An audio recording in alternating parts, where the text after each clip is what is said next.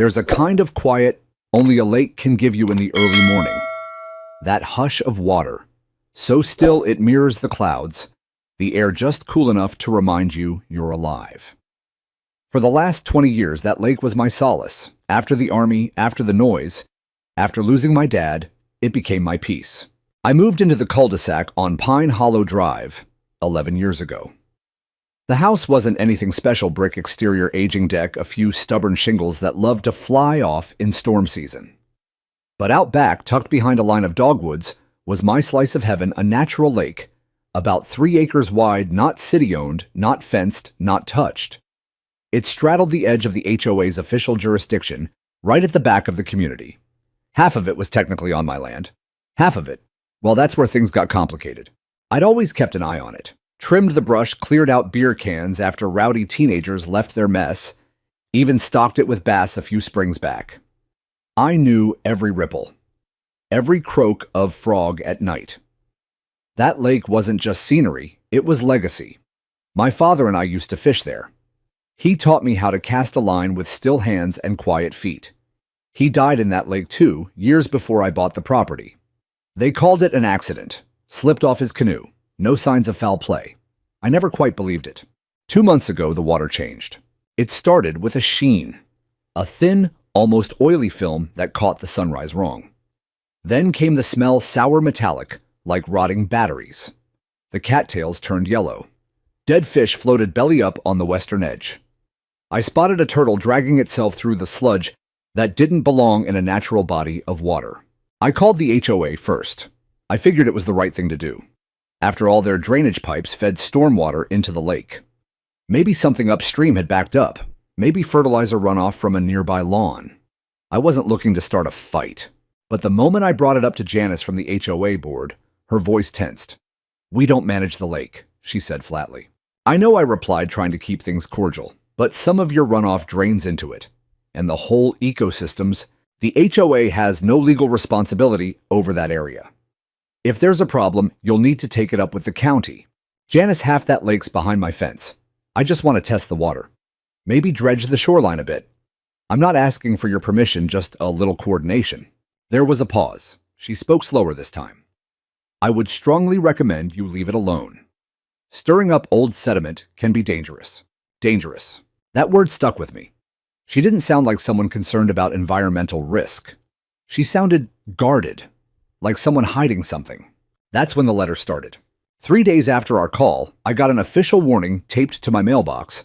Unauthorized environmental modifications are prohibited within HOA buffer zones. It cited bylaw 14.6, an obscure regulation about community green space. I checked the maps. My land ran right to the shoreline. No buffer zone, no easement. Then came the courtesy visit. A man named Craig from the HOA Compliance Committee came knocking. Friendly smile, fake as hell. "Just checking in," he said. "You haven't started any digging or water treatments, have you?" "Why would that be your business?" I asked. "Just want to make sure we're all playing by the rules, sir. These ecosystems are delicate." I shut the door on him before he finished that sentence. The next week, I got 2 more letters. One from the HOA, another from a law firm they kept on retainer. The latter was dressed up in legalese, but boiled down to a threat: if you proceed with any unauthorized environmental disruption, we will pursue injunctive relief and fines up to $5,000 per day. That's when my stomach turned. This wasn't about a lake. This was about keeping me out.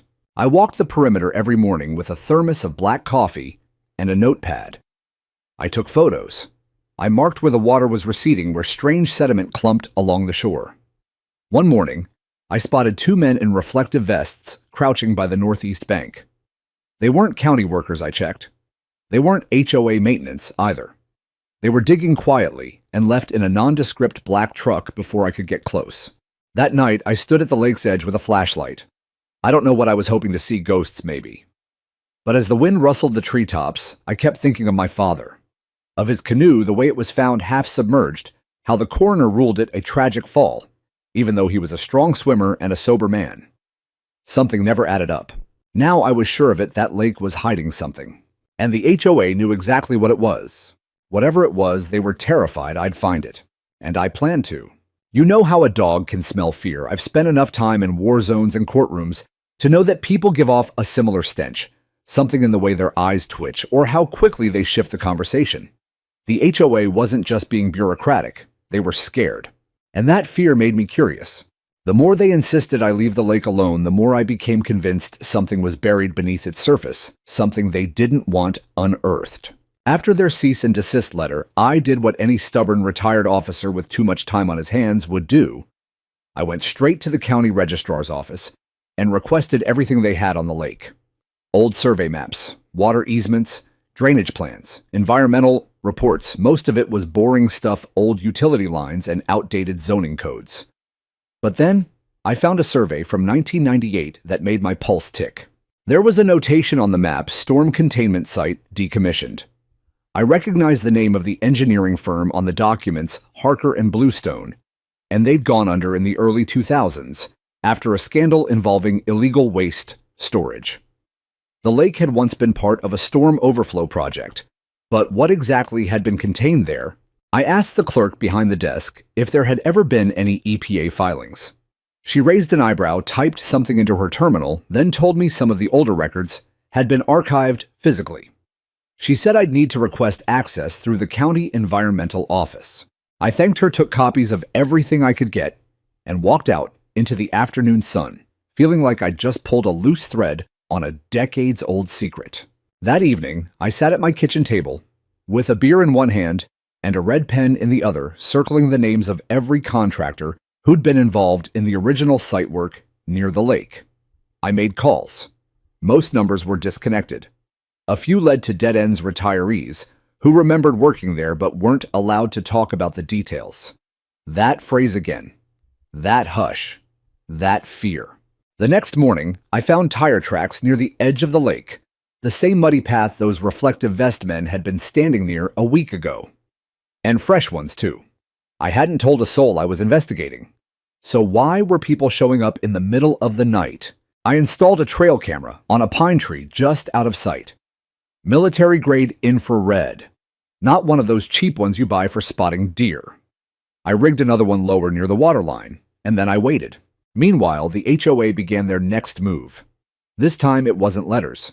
It was something more insidious. I went out to check my mailbox and found it missing, ripped clean from its post bolts, snapped.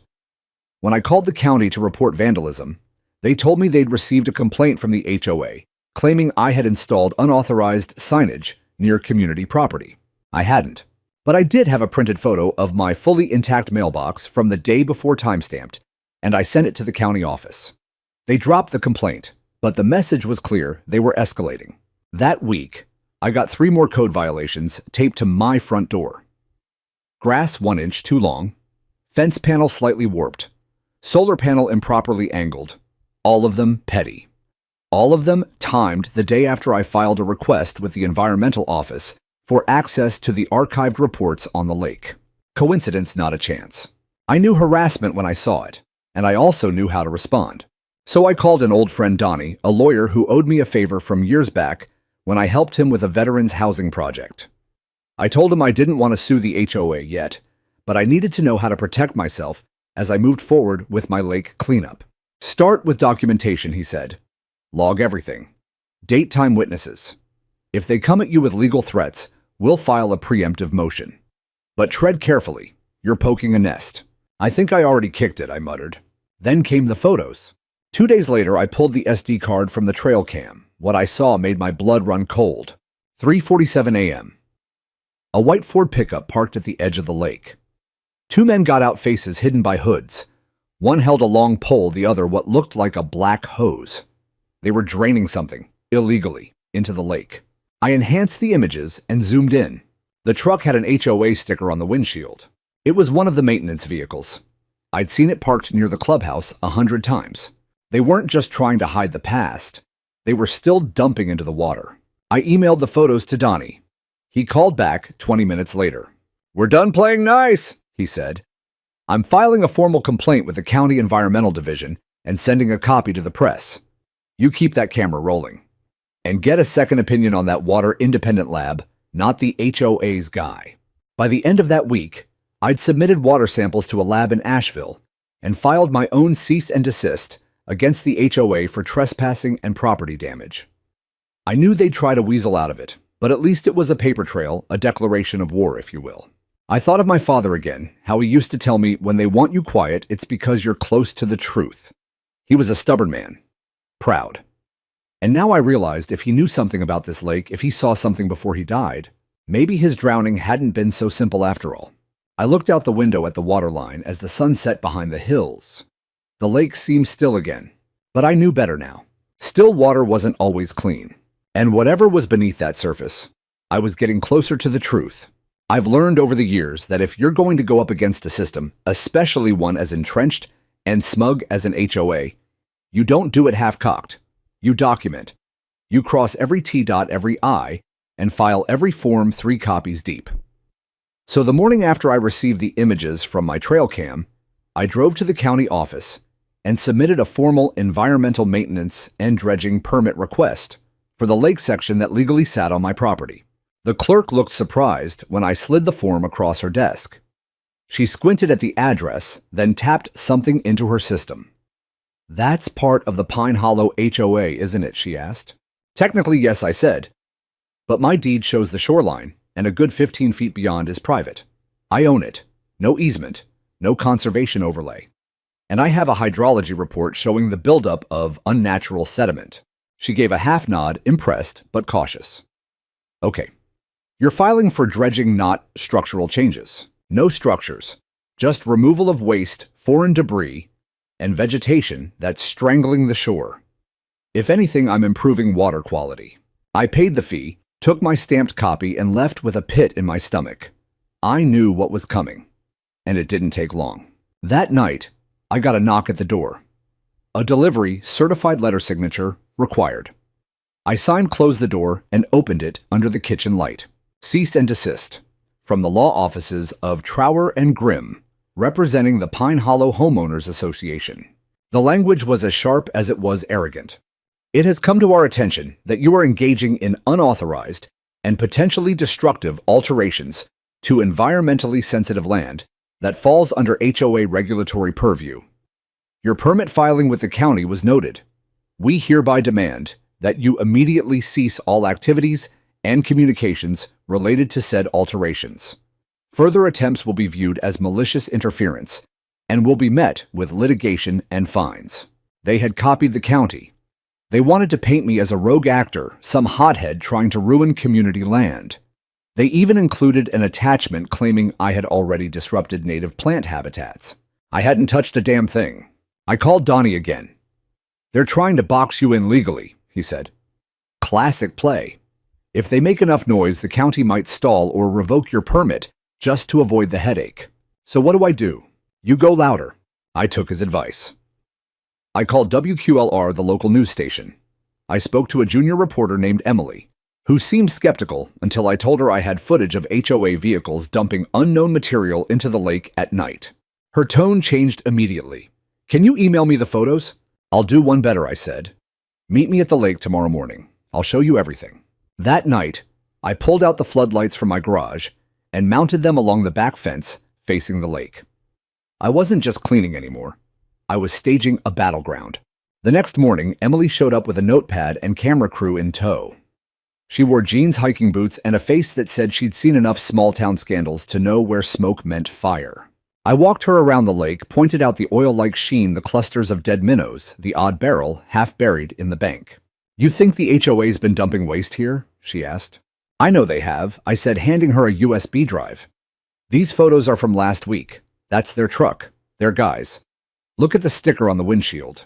She stared at the screen, zoomed in, and muttered a soft, "Damn." As we were walking back toward my house, a black SUV screeched around the corner and parked halfway on the curb. Out stepped Janice H., president, in all her fire-breathing fury.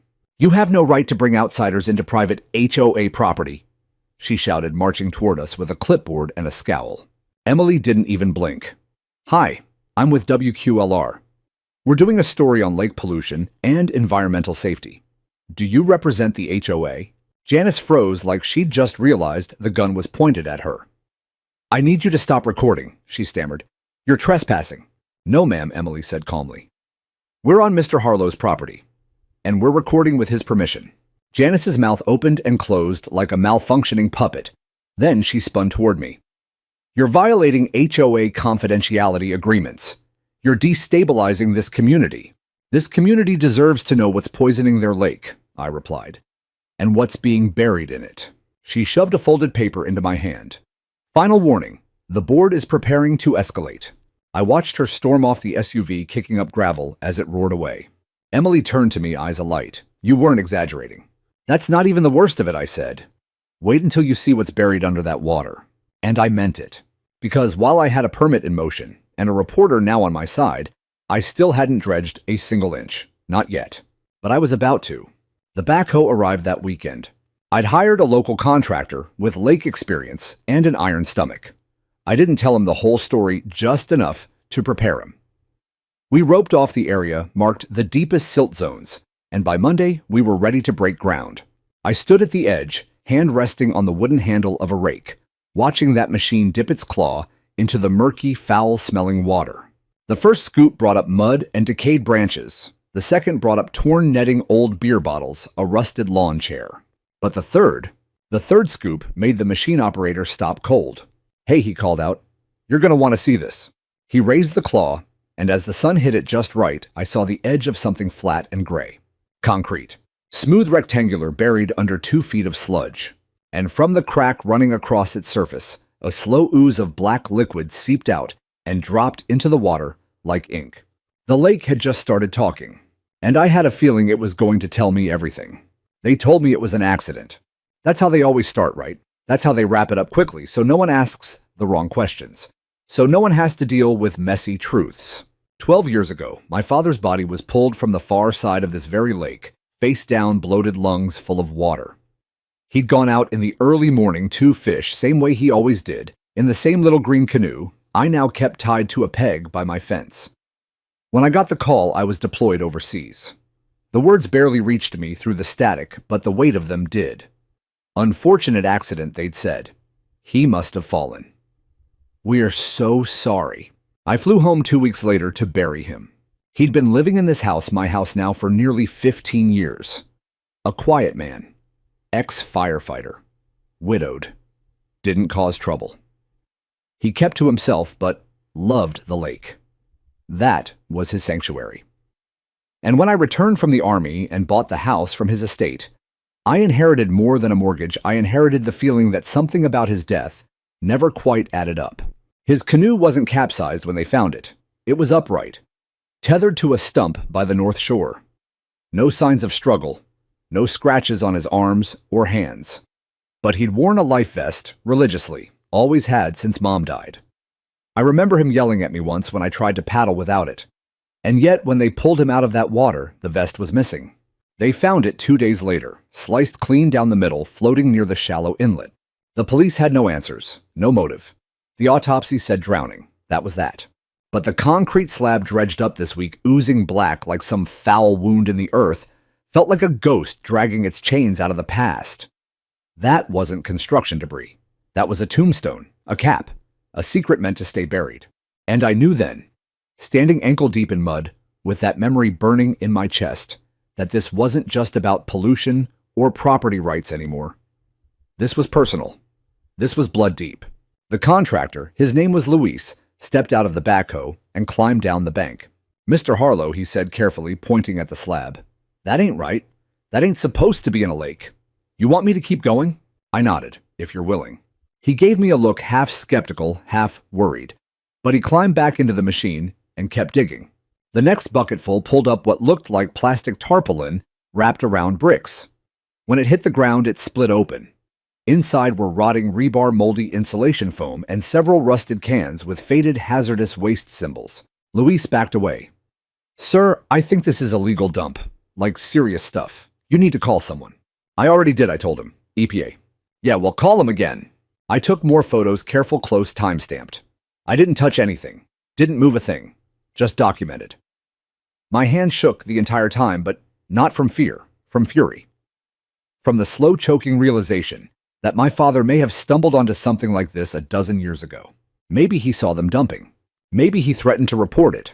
And maybe that was why he never made it back to shore. When the HOA tried to silence me with legal threats, I'd assumed it was about protecting property value, or avoiding fines, or some cover-your-ass type of thing. But this was criminal, dangerous, and deeply, deeply wrong. At sunset, I returned to the house and sat in the same chair where my father used to sit facing the lake. For the first time in years, I pulled out the old leather notebook he'd left behind. A journal of sorts. He was never one for digital things. I'd glanced through it when he died, but grief had fogged everything back then. Now I read it line by line. Entries about fishing, water temperature, what the bass were biting on, notes about local wildlife. But then toward the final pages, something changed. April 12. Saw a truck by the Northeast Inlet again. No license plate, dumping barrels. Looked like construction waste, not HOA maintenance. Took a photo, but it was blurry. April 17. Same truck again. Men in orange vests. Didn't respond when I shouted. Think they're using the lake as a dump. Told Janice at HOA. She said she'd look into it, but seemed nervous. April 25. Heard splashing at night. Went out with flashlight. Saw movement by the bank. Canoe drifted out a little. Tied it back up. Got a bad feeling. Should I call the county? April 28th. If something happens to me, I want Luke to know this lake ain't right. There's something under the water. I don't think they'll stop. That was the last entry. I stared at the final page for a long time as if I could will him back to life just by understanding it. But there it was. In his handwriting. His fear. His warning. They'd been dumping in the lake for over a decade, and he'd found out. I stood and looked out at the water again. My floodlights were flickering on automatically, casting long shadows across the mud and half-exposed debris pile. Luis had gone home. The equipment was silent, but something about the stillness made my spine tighten.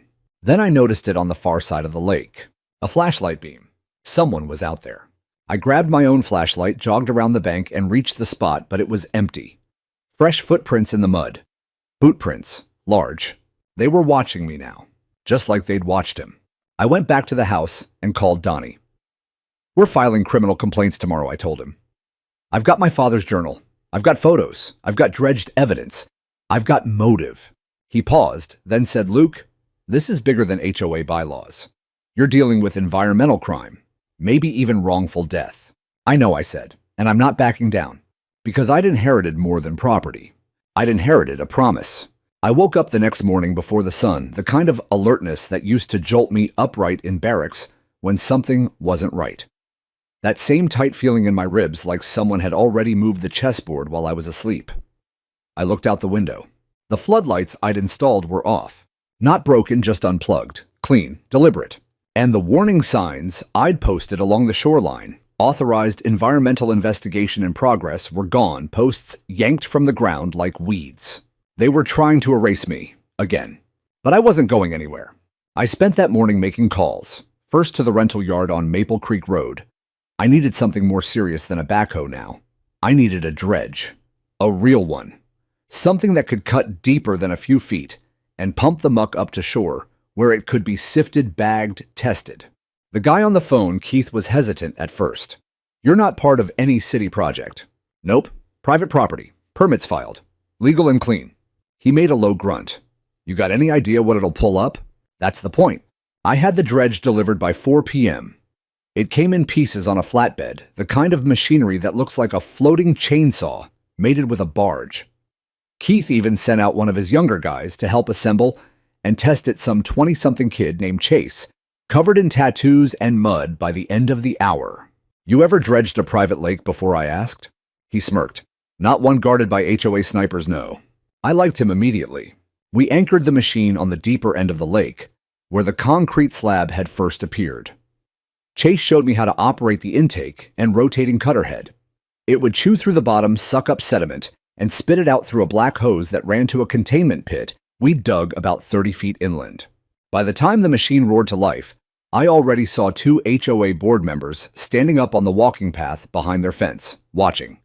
No clipboard this time. Just arms crossed and eyes narrow. Let them watch. The first few passes brought up the usual heavy muck, broken glass, rusted cans. But by dusk, Chase started flagging things he said didn't belong. "Yo, Luke," he called, holding up something wrapped in plastic. "You're gonna want to see this." I trudged over and stared down at what he'd pulled from the outflow. It was a piece of pipe, maybe PVC, but not just pipe. It was capped, sealed, and painted red. And it reeked of chemicals. The label had peeled off, but the adhesive outline of a diamond-shaped warning symbol was still visible. Hazardous materials. We kept going. Within the hour, we'd unearthed another concrete slab, this one deeper, thicker, and reinforced with metal grid. It took the cutterhead nearly 10 minutes to wear down the edge. What came up next froze my stomach solid. A thick black liquid, slow as molasses, oozed out from beneath the slab and pooled around the edges of the dredge. The smell hit next ammonia rot, something burnt and bitter. "Jesus," Chase whispered, backing away. "This ain't just garbage." I waved him off, pulled out my phone, and started filming. Wide shot, then close-ups. I didn't touch a thing. Just circled the area, making sure I captured every glint of that sick oil. EPA regulations were clear. If hazardous waste is suspected in a body of water, and especially if it's unreported, you stop all operations and report it immediately. So I did. I called the EPA field office in Charlotte. A woman named Rebecca took my call calm, but very, very interested. I emailed her the footage and photos while I was still standing by the dredge. She called back 15 minutes later. "Mr. Harlow," she said, "we're dispatching a field investigator tomorrow morning. Do not continue dredging. Seal the area off. If you have any signs of leakage or vapor, call 911 and evacuate." I hung up and stood there just breathing. My hands were shaking, but it wasn't fear, it was vindication. I was right. They'd buried something under my lake. Something illegal. And now the government knew it too. That night, I sat by the shoreline with a flashlight and my father's notebook in my lap. The page I kept rereading was from April 28th, his final entry. "If something happens to me, I want Luke to know this lake ain't right." He had no idea how right he was. Around 2 a.m., I heard the sound of tires crunching gravel again. This time, I didn't hesitate. I slipped on boots, grabbed my phone, and walked around the back of the house. A truck was parked by the trail entrance, black, no markings. Its headlights were off. By the time I got close enough to see who was inside, the engine revved, and it peeled away, no license plate. Just taillights, disappearing into the dark. They were still trying to silence me, but they were too late. The next morning, EPA showed up in a marked van.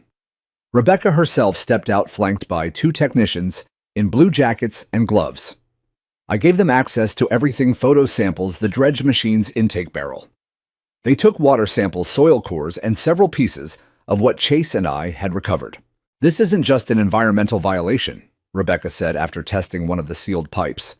"This is industrial waste, and it was deliberately buried." "Any idea how old it is?" I asked. "Hard to say.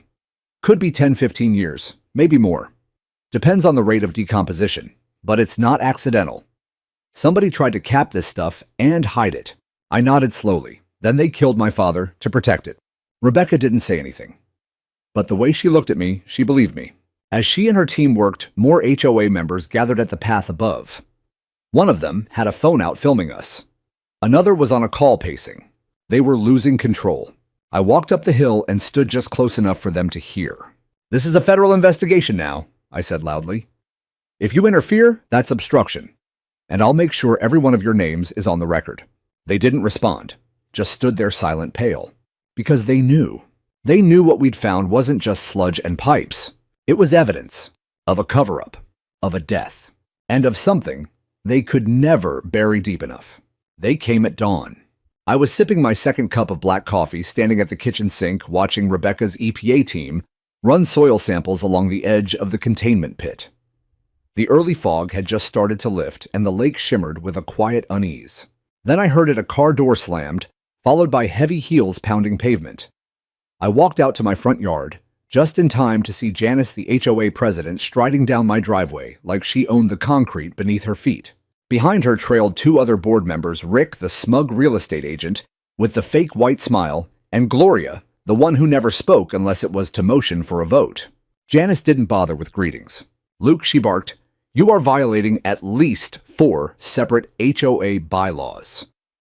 Section 9.3, Section 12.1, Section."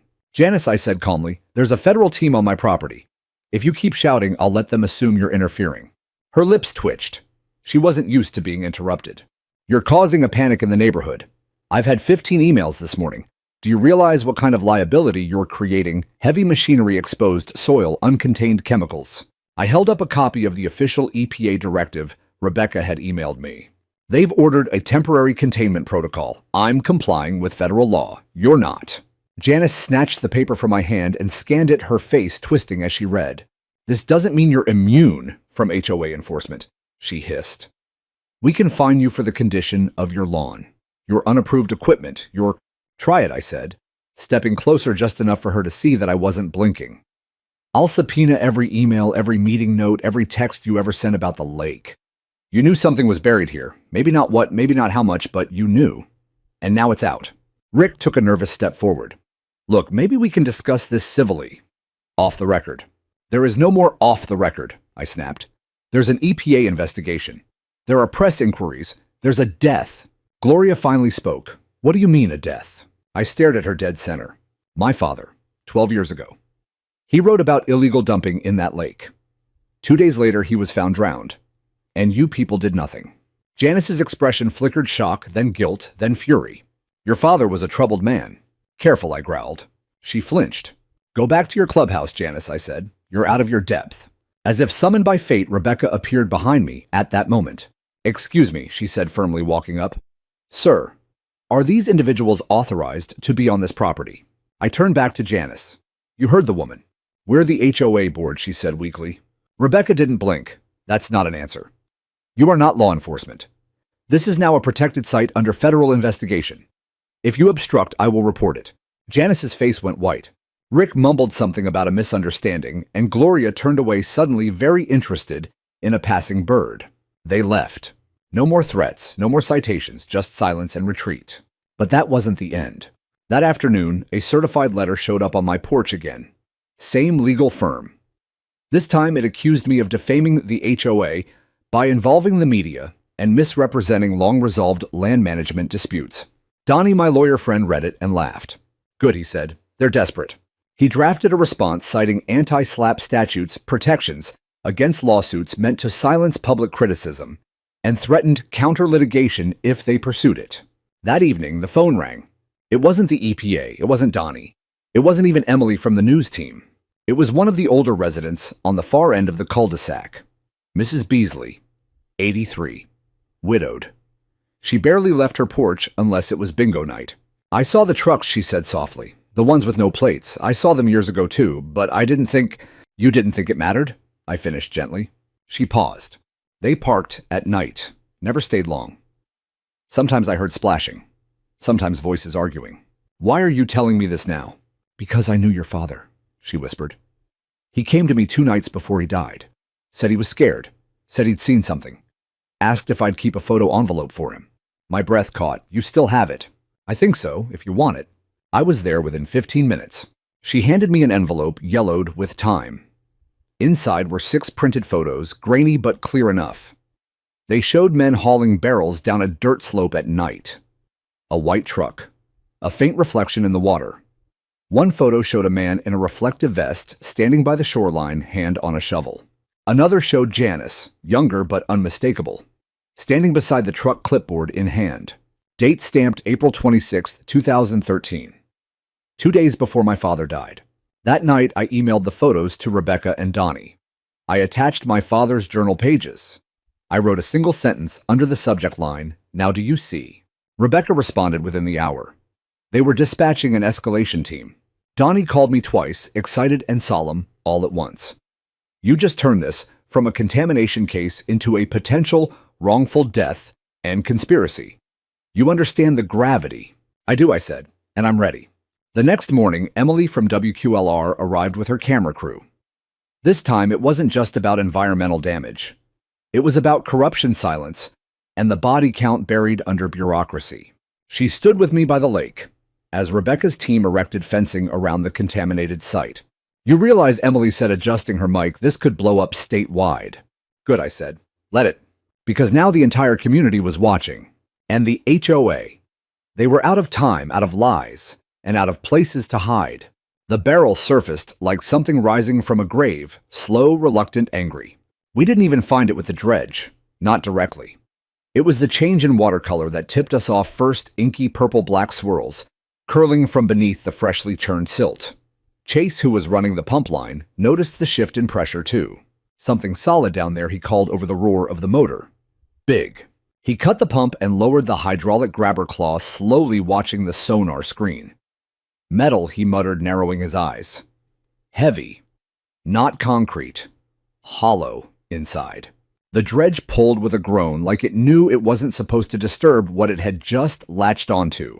When the claw broke the surface, cradling a cylindrical shape, dripping filth, everything stopped. I dropped the clipboard in my hand. Chase froze, eyes wide. Even Rebecca, standing near the testing tent, walked slowly toward us without a word. It was a 55-gallon drum. Rusted, dented. The lid partially sealed with bolts, but warped with age and pressure. No labels, no numbers. Just danger. Chase shut everything down immediately. I stepped forward, but Rebecca raised her arm to stop me. No closer, she said, pulling on nitrile gloves and radioing her team. Containment protocol now. 2 EPA field agents moved in, laying down spill blankets and cordoning the area. One of them sprayed the barrel down with a neutralizing foam, while the other took rapid samples from the leaking seam. The smell hit us next, sharp like burnt rubber and rotting fish. A chemical stench that forced all of us to step back and cover our mouths. Rebecca was the first to speak. This shouldn't be here. No kidding, I said, my voice dry. She squatted down and ran a meter over the surface. The numbers climbed fast. High volatility. Organic solvents, possibly PCB related. She looked up at me. This is federally banned material. Any idea how old it is, I asked. It could be decades, but based on sediment, it wasn't dumped that long ago. Maybe early 2010s. That matched my father's timeline. I pulled out the envelope Mrs. Beasley had given me the day before and handed it to her. Rebecca flipped through the photos, her face a tight mask of recognition, as she saw Janice and the others standing by the water in 2013. This is enough to trigger a criminal referral, she said quietly. You mean a federal crime? She nodded.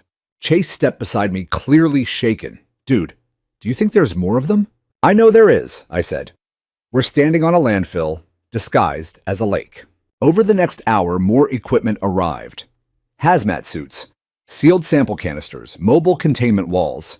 They erected a full perimeter around the dredging site. Rebecca called in a secondary team from Raleigh and told me bluntly, we're classifying this as a restricted hazardous zone. No one enters without clearance, not even you. Can I stay nearby? I asked. She nodded. But stay on your side of the flag line. We'll keep you in the loop. As they worked, I walked back to the house and sat on the porch steps. My hands trembled not from adrenaline, but from clarity. This was no longer about suspicion. No longer about suspicion or theories or ghosts of the past.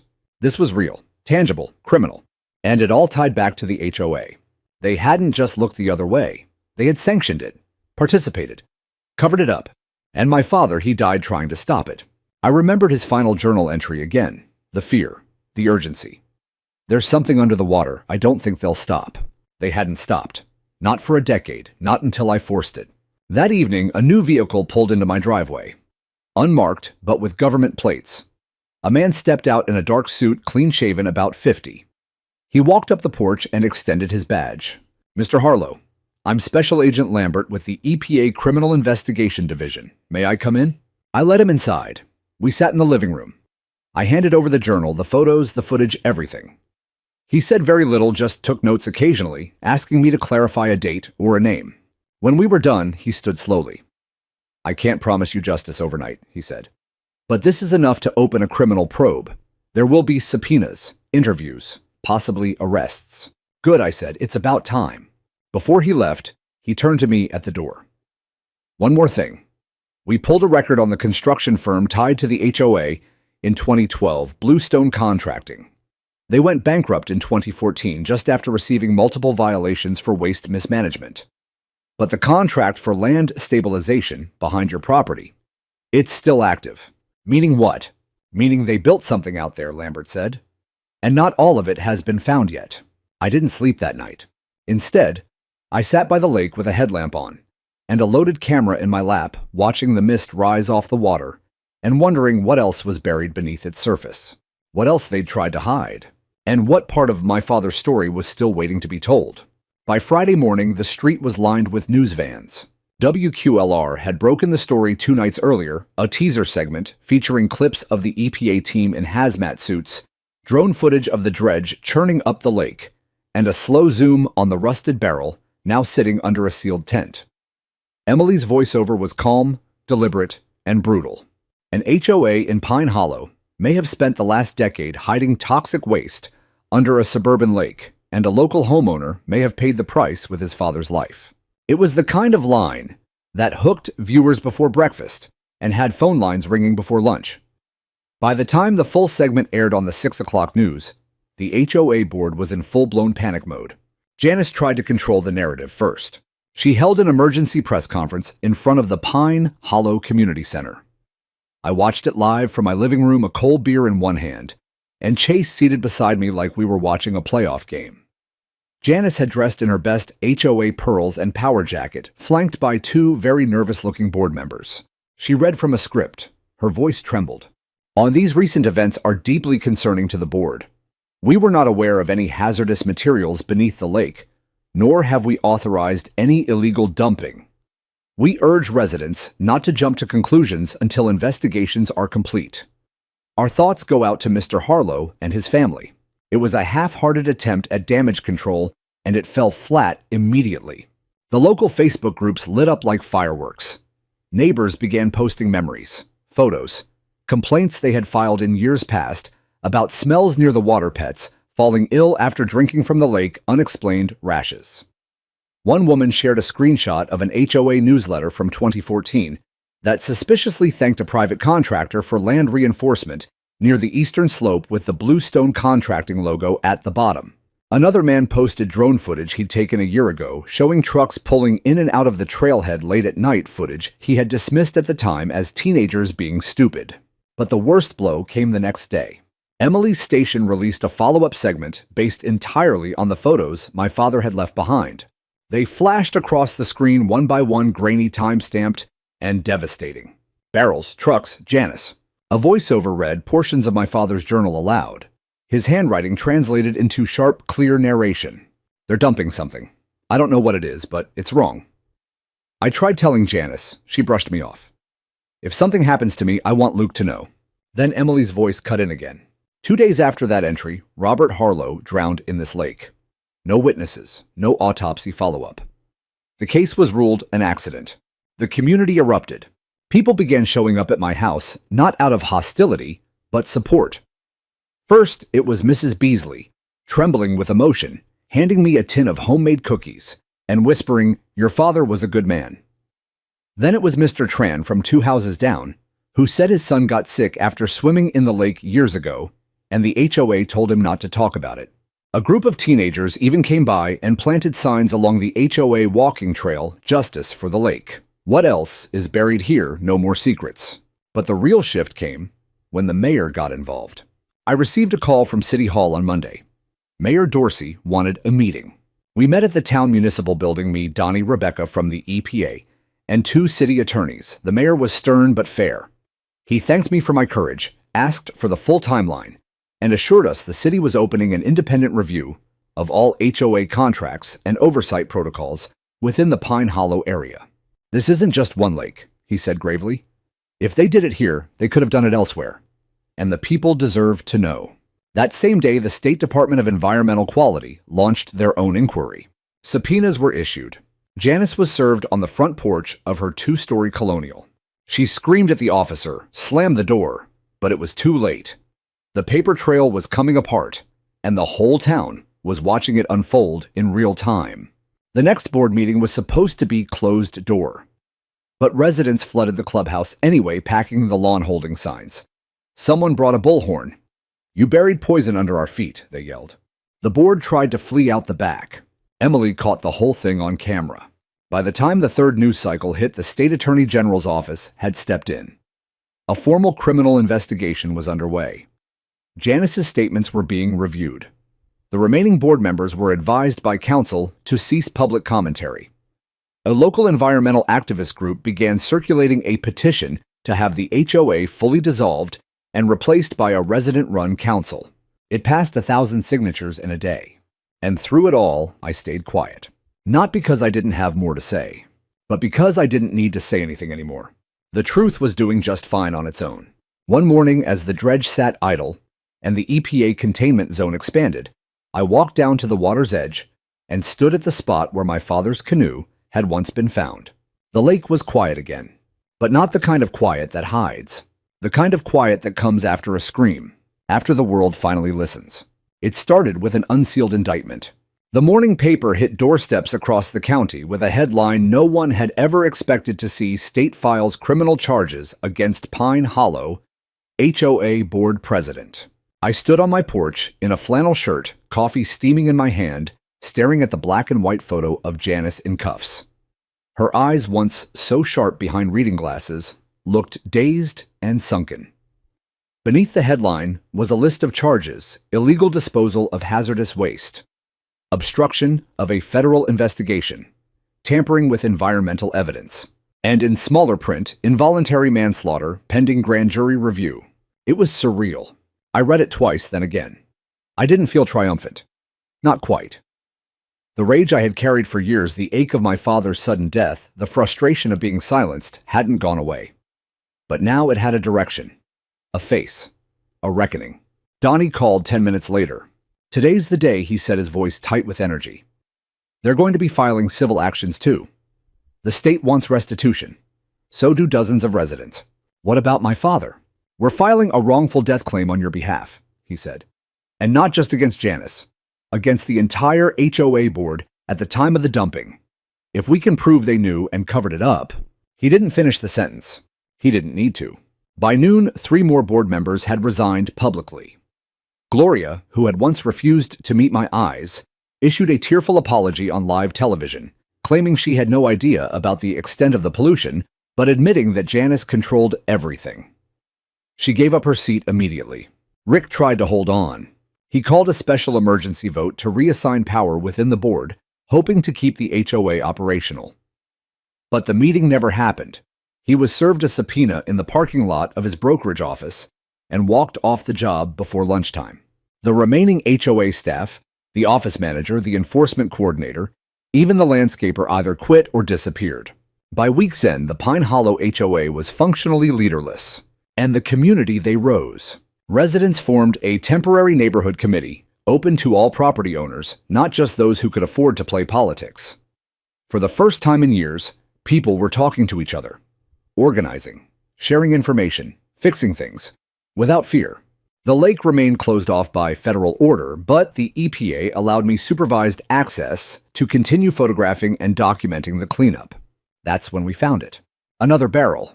This one sealed pristine, not rusted, not warped. It had been buried deeper under the second concrete slab the dredge had exposed in earlier sweeps. The soil around it had clearly been packed manually. The EPA team pulled it gently from the ground like handling a bomb. When they opened it, they found stacks of papers sealed in plastic sleeves. Receipts, invoices, internal memos, correspondence between Bluestone Contracting and the HOA board. One of the memos, dated March 15, 2013, was addressed directly to Janice. It read, "Per your directive, we've rerouted the waste runoff to the northeast quadrant of the lake. Barrel seals meet industrial standards, but cannot be guaranteed beyond 10 years without maintenance. We recommend concrete cap overlay to prevent exposure." Attached was a diagram.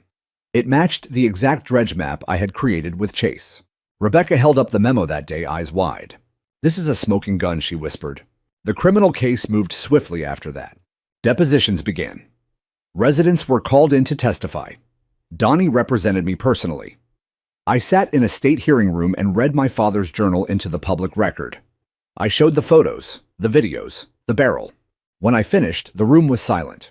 Then a member of the state investigative team, an older man with a deep scar across his chin, stood up and said, "Mr. Harlow, on behalf of the state of North Carolina, I want to apologize. No one should have had to fight this hard to uncover the truth." I didn't say anything. I couldn't. But something inside me loosened. Later that month, the grand jury returned its decision. Janice was indicted for criminal environmental negligence, willful endangerment of the public conspiracy to conceal evidence, and involuntary manslaughter in the death of Robert Harlow, my father. They cuffed her again this time in front of a full courtroom. She didn't scream. She didn't protest. She just looked empty. Her attorney entered a not guilty plea, but the press crucified her. The HOA was dissolved formally 2 weeks later by court order. All enforcement powers revoked. All fines dismissed. Every warning, threat, and complaint the board had ever issued now opened for review. Some residents were furious. Others were heartbroken. But all of them were finally awake. Emily interviewed me again this time from the dock I had rebuilt near the edge of the lake. The air smelled cleaner. The frogs had come back. "How does it feel?" she asked. "To win." I shook my head. "It's not about winning," I said. "It's about ending something that never should have started. It's about remembering a man who tried to do the right thing and making sure his death wasn't just a line in a forgotten file." She nodded, and for once the camera didn't feel invasive. It felt necessary. The story aired that night across the state. And in homes, just like mine, on streets just like Pine Hollow, other people began asking questions. Other people started dredging their own lakes, literal and otherwise, because truth has weight. And once you drag it to the surface, it's impossible to bury again. The first time I saw the lake ripple clean again, it was just after sunrise. A still sheet of silver blue stretching across the basin mist, curling off the surface like breath in winter. No oil slicks, no strange colors, no stench. Just water. Alive again. It had taken months, 5 to be exact. The EPA had done their job, removed every contaminated barrel, dredged out every slab of concrete, and pumped out layers of poisoned silt. They brought in engineers, biologists, remediation experts. They tested every molecule of water and soil until they were confident the danger was gone. Then they turned to me. "It's yours now," Rebecca said. "Officially clean. You can restore it however you want." I stood by the shoreline with the certificate in my hand and my father's notebook in my back pocket. The memory of him was always sharpest here. This lake had been the place where he taught me patience, where we fished in silence, where I learned to love stillness more than sound. He died trying to protect it. I wasn't going to let that be the end of his story, so I got to work. Not with a vengeance, but with purpose. I rebuilt the old dock first, stronger this time, anchored in concrete-stained cedar wood. I carved a plaque into the railing, "Robert Harlow, Protector of the Lake." Every neighbor who came to visit ran their fingers across it with quiet reverence. Then I reached out to the town's Parks and Rec department. With Donnie's help, we filed a motion to designate the lake as a protected green space open to the public, but co-managed by a citizen stewardship board. No HOA, no bureaucracy, just people who gave a damn. It passed unanimously. Volunteers came in waves, retired vets, teenagers, earning service hours, moms with strollers, even former HOA members who had turned their backs on Janice and the rot she'd built. We planted wildflowers along the banks, put up birdhouses, erected benches. Someone donated a canoe. The town brought in fish and frogs and freshwater mussels to rebuild the ecosystem. Kids returned to catch minnows along the edge. Couples walked the path holding hands. You could hear laughter again where once there had only been silence and suspicion. And through it all, I kept my father's notebook in a glass case inside the new lakeside pavilion. The pages yellowed, the ink faded, but the words still clear. If something happens to me, I want Luke to know. I did. And I made sure everyone else did too. The lawsuits dragged on for another year.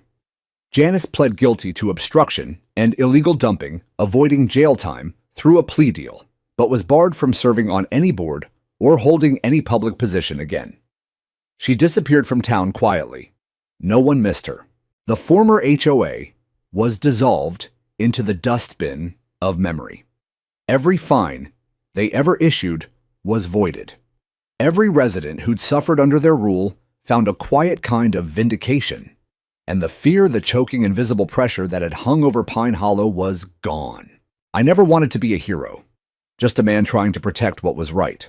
But when people stopped me on the trail and said, "Thank you for what you did," I accepted it not for praise, but because it meant they finally saw what I'd been fighting for all along. It wasn't just about the lake. It was about truth, about legacy, about refusing to be silenced when you know you're right, even when it costs you everything. One evening, as the sun dipped low and turned the water to molten gold, I stood at the edge with Chase beside me, both of us silent. He had a fishing pole in one hand, cooler at his feet. "You think your dad would be proud?" he asked. I didn't have to think long. "Yeah," I said. "I think he'd sit right here, just like this." I cast a line into the lake. It hit the surface with a soft splash. No secrets this time. No poison. Just peace.